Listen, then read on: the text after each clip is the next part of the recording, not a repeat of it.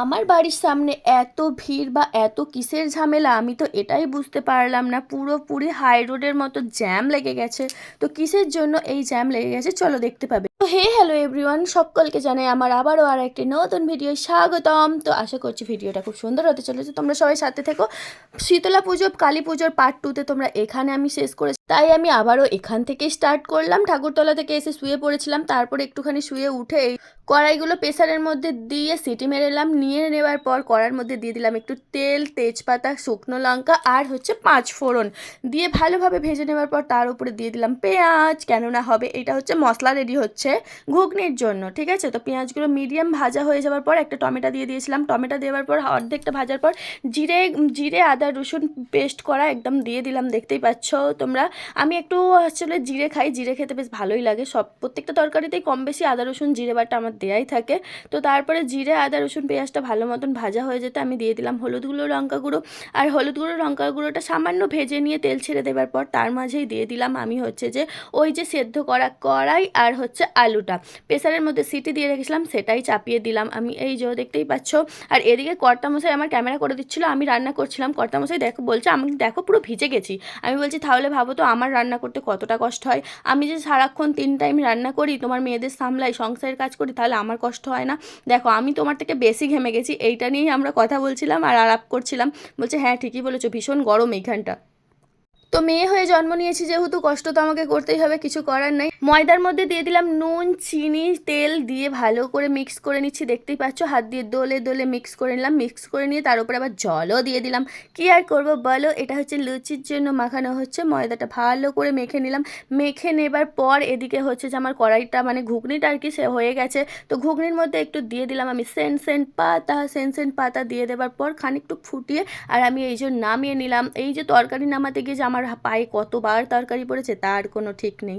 যেহেতু এরকমভাবে কড়া দিয়ে ঢালি, চলকে গিয়ে পায়ে পড়ে যায়। ছোটোবেলার স্টাইলে একদম লেস আর বিস্কুট কাটতাম যেইভাবে দাঁত দিয়ে, সেরকমভাবে কেটে নিলাম সিমইয়ের প্যাকেটটা কেটে নিয়ে দিয়ে দিলাম কড়ার মধ্যে দিয়ে দেওয়ার পর লাল লাল করে হয়ে গেল আমার ভাজা। দেখতেই পাচ্ছ লাল লাল বেশ সিমইটা ভালো গো। এই সিমইয়ের যে প্যাকেটটা না, এই সিমইয়ের প্যাকেটটা আমাদের বেশিরভাগ খাওয়া হয়। এই সিমইয়ের প্যাকেটটা বেশ ভালো। অন্য অন্য সিমইগুলো একদম কীরকম হয়ে যায়, কিন্তু এই সিমইগুলো পুরো একদম একটা একটা থাকে, দুধ দিলেও বেশ সুন্দর হয়ে থাকে। আর এদিকে উঠে গেছে ঝড় আকাশে, দেখতেই পাচ্ছ। একদম ঝড় বৃষ্টি, মানে আকাশে মেঘ ঘনিয়ে এসেছে। বিকেল থেকে আকাশে মেঘ, কিন্তু ঝড়টা ওঠেনি, এখন উঠে গেছে একদম। এই যে বাচ্চারা পাড়ার হচ্ছে যে নাচতে নাচতে মাকে নিয়ে আসছে, সেই জন্য। আর আমাদের এখানে পুজোতে প্রত্যেক বছর একটু না একটু বৃষ্টি হবেই, আর ঝড় জল তো থাকবেই। মা আসছে যেন ঝড় জল মাথায় করে নিয়ে আসছে, এরকমই একটা ব্যাপার। এখানে আমাদের হচ্ছে নিয়ম, আমাদের এখানে পুজোতে বৃষ্টি না মানে 1 ফোঁটা হলেও বৃষ্টি হবে। শীতলা ঠাকুর আসবে 1 ফোঁটা হলেও বৃষ্টি হবে, আর মা কালী আসবে 1 ফোঁটা হলেও বৃষ্টি হবে। এই যে দেখো ফুললি জ্যাম লেগে গেছে ধর্মতলা স্টেশন, ঠিক আছে। ধর্মতলা 3 মাতানি মোড়ে যেমন মানে ভিড় লেগে যায়, আমাদের রাস্তাটাই সেরকম 10 মিনিট মানে 10 মিনিটেরও বেশি এরকম ফুললি ভিড় ছিল। আমি বলেইছি আগেই যে আমাদের এখানে পুজোতে, এখানের পুজোটা যেহেতু অনেকটা বড় করে হয় আর আমাদের পাড়াটা অনেক বড়, আর প্রত্যেকটা বাড়িতে একদম ঠেসে ঠেসে কুটুম আসে। দুঃখের বিষয় আমার বাড়িতেই কেউ আসে না। যখন বোন আর ভাই ছোট ছিল তখন আসতো, এখন বোন ভাই বড় হয়ে গেছে, তাদেরও বিয়ে হয়ে গেছে, সংসার হয়ে গেছে, তারা আর কেউ আসতে চায় না। আর মা বাপির কথা তো ছেড়েই দাও, মা বাপি কোনোদিনই আসে না, কারণ মা বাপির নিজেদের কাজ নিয়েই ব্যস্ত, আসেই না কখনো।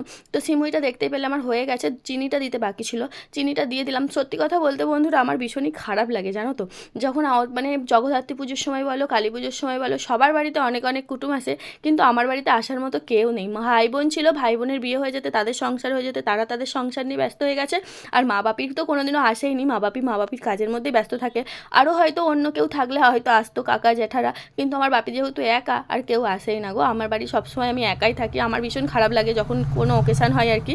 আর এদিকে আমার লুচিগুলো কিন্তু ভাজা হয়েই গেছে। সত্যিই বলতে আমার মনটা ভীষণ কষ্ট লাগে যখন প্রত্যেকটা বাড়িতে অনেক অনেক কুটুম আসে, আমার বাড়িতে কেউ আসে না। মনটা একটু খারাপই লাগে, কিছু করার নেই, কেই আর আসবে তাই না। আসে না বলতে ভুল, কিন্তু ননদ টনদ সবই আসে, কিন্তু আমার বাবার বাড়ি থেকে কেউ আসে না আর কি। এদিকে লুচিগুলো ভেজে নেওয়ার পর আমি বসে গেছি খেতে, ভীষণ খিদে পাচ্ছে বিশ্বাস করো। সেই দুপুরবেলা আসলে ঠাকুরতলায় যাওয়ার আগে আমি পান্তা ভাত খেয়ে গেছিলাম, যেহেতু তোলার পুজো ছিল সকালে, সেই জন্য পান্তা ভাত খেয়ে নেওয়ার পর হচ্ছে ছোটো সোনাকে ঘুম পাড়াতে গিয়ে আমি নিজেও একটু ঘুমিয়ে পড়েছিলাম। এখন বাজে হচ্ছে 1:42, এই ঘুম থেকে উঠেছি। এবার যাব রেডি হয়ে ঠাকুরতলায়। তো পরের পার্টে আসবে মা কালীর পুরো পুজো, সব কিছুই আসবে। একটা পার্টের মধ্যে সবটা দিলে তোমরা হয়তো বিরক্ত হয়ে যাবে, সেই জন্য পরের পার্টের জন্য একটু ওয়েট করো বন্ধুরা। তো আমি এখন হব রেডি হয়ে যাব ঠাকুরতলায়। তোমরা এতক্ষণ যারা আমার সাথে ছিল অসংখ্য ধন্যবাদ। সবাই ভালো থেকো, জয় গুরু।